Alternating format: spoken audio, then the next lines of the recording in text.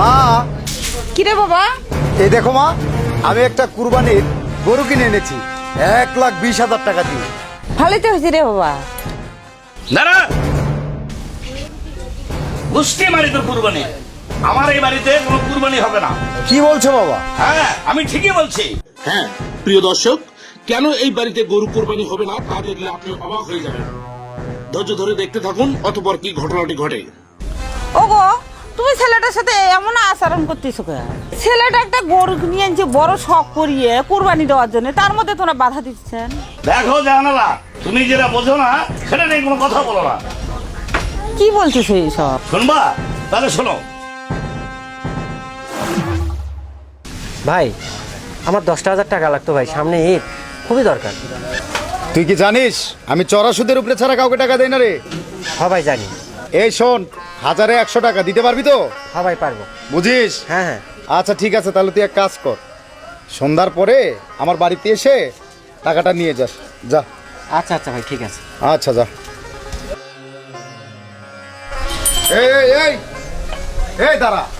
এই 6 মাস হলে যে তুই আমার থেকে টাকা নিয়েছিস, তার কোনো সুদও নেই, আসলও নেই। তুই থাকিস কোথায় রে? ও ভাই, সামনে তো ঈদ, বউ বাচ্চার জন্য কিছু কিনতেই পারিনি, আপনার টাকা কই থেকে দেবেন? বউ বাচ্চার জন্য কিনতে পারলি কি না পারলি, আর সেটা কি আমার দেখার বিষয়? শোন, সামনে কিন্তু কোরবানির ঈদ, সামনে হাটে আমি গরু কিনবো, আর সামনে হাটে আগেই তুই আমার টাকাটা আমাকে পরিশোধ করে দিবি। আর যদি না দিতে পারিস না, তবে তোর বাড়িতে যা কিছু আছে সব কিছু আমি বিক্রি করে নিয়ে আসবো বললাম। আচ্ছা ভাই, আমি চেষ্টা করবো। এই তোর চেষ্টা, যা, কালকের মধ্যে টাকা দিবি, যা। ঈদের জন্য যে ভালোভাবে কুরবানি দেবো সেটাও বুঝে আমার এবার হয় না। সি বাবা সি, তুই এত নিস? তুই সুদের টাকায়, হারাম টাকায় এই কুরবানি দেওয়ার জন্য গরু কিনে আনছিস? তোর ওই হারাম টাকার কুরবানির গরু নিয়ে আসছিস, তুই এখন এই বাড়ি হাতে গরু নিয়ে যা। তোর এই হারাম টাকার কুরবানির মাংস খায়া আল্লাহর কাছে জবাব দিয়ে পার নেই। প্রয়োজনে আমরা আলু ভর্তা দিয়ে ভাত খামো, তাও ওই মাংসের দিকে তাক পারো নাই। তুই এখন এই আমার বাড়ি থেকে বের হয়ে যা। তোকে তো আমি এই তোর মতো ছেলেকে আমি যে পেটে ধরছিলাম, এটা আমি কখনো ভাবি নাই।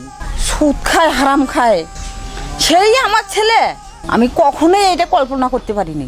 আনিসের বাবা, তুমি এখন এই গরুটা এই বাড়ি থেকে নিয়ে যেতে বলো। বাবা, আমার ভুল হয়ে গেছে বাবা, তুমি আমাকে ক্ষমা করে দাও বাবা।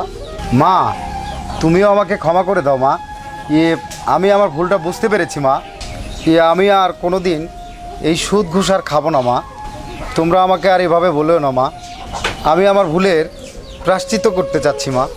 শফি, তুই এক্ষুনি গরুটাকে বাজারে নিয়ে বিক্রি করে আমি যাদের কাছ থেকে চড়া সুদে টাকা নিয়েছিলাম সকলের টাকা তুই পাই পাই করে বুঝিয়ে দিবি।